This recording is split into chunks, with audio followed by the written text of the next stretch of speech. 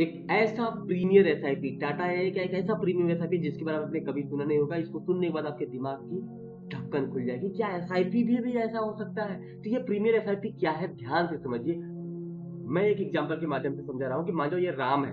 राम अपने घर का ब्रेड विनर है, इसके ऊपर डिपेंडेंट है, हो सकता है बीबी बच्चे डिपेंडेंट हो, माता पिता डिपेंडेंट हो, एनीबॉडी, राइट।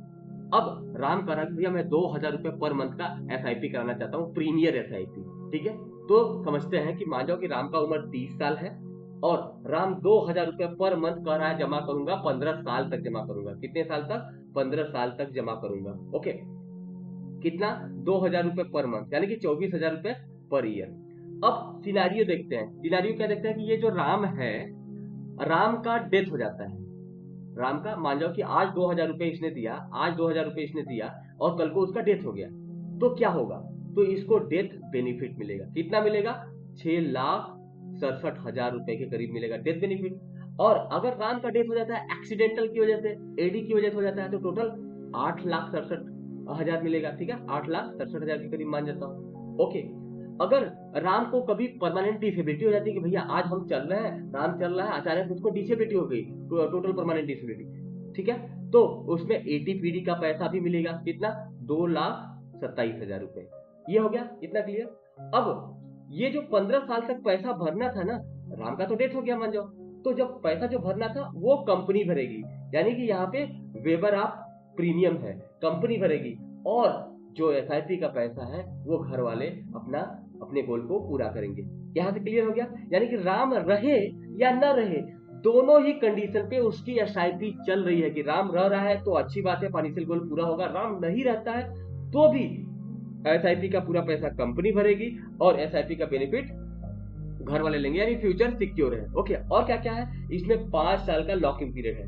5 साल का लॉकिंग पीरियड है। इसके बाद जब मन करे, 5 साल के बाद जब मन करे, वो अपना फंड विड्रॉ भी कर सकता है। ठीक है, मान लीजिए कि वो विड्रॉ नहीं करता है या एसडब्ल्यूपी स्टार्ट कर सकता है 5 साल के बाद। सिस्टमेटिक विड्रॉल प्लान, जितना भी फंड वैल्यू, उस फंड वैल्यू को अपना सेट कर सकता है कि भाई मुझे कितना हर साल या हर महीने निकालना है। ओके, मान जाओ, अब समझते हैं कि मान जाओ राम ने 15 साल तक विड्रॉ नहीं किया, यानी या 20 साल तक इंतजार कर लिया, तो जब उसका बच्चा होगा तो एजुकेशन प्लानिंग के टाइम में वो निकाल सकता है, राइट, या फिर मैरिज के टाइम में निकाल सकता है, या फिर जब वो खुद ही 60 साल का हो जाए, 60 साल का हो जाए तो रिटायरमेंट के टाइम में वो एसडब्ल्यूपी स्टार्ट कर ले। जो भी फंड वैल्यू बना है उस फंड वैल्यू पे एसडब्ल्यूपी स्टार्ट कर ले। एसडब्ल्यूपी के बाद उसका रेगुलर इनकम आता रहेगा, राइट। अगर नहीं भी निकलता है तो अगर मान लो ये 40 साल तक पैसा है, तो 40 साल तक का पैसा इन्वेस्टेड रहता है, तो लगभग लगभग 2,27,00,000 रुपए बनता है। 2,27,00,000 रुपए बनता है, वो भी टैक्स फ्री। ठीक है, तो राम रहे या न रहे, दोनों ही कंडीशन पे उसकी फैमिली सिक्योर है, रहता है तो उसका ये सारी सिक्योर है, इतना फंड बन जा रहा है, और जब मन करे वो एसडब्ल्यूपी स्टार्ट कर सकता है। ठीक है, ये फीचर आपको बाग एसआईपी में कभी नहीं मिला और टैक्स फ्री रहेगा। तो की फीचर को एक बार और समझे तो क्या है कि पहला तो भाई मेरा रिस्क मैनेज हो जा रहा है कि राम रहे या न रहे, दोनों ही कंडीशन पे उसकी एसआईपी चल रही है, फ्यूचर सिक्योर है।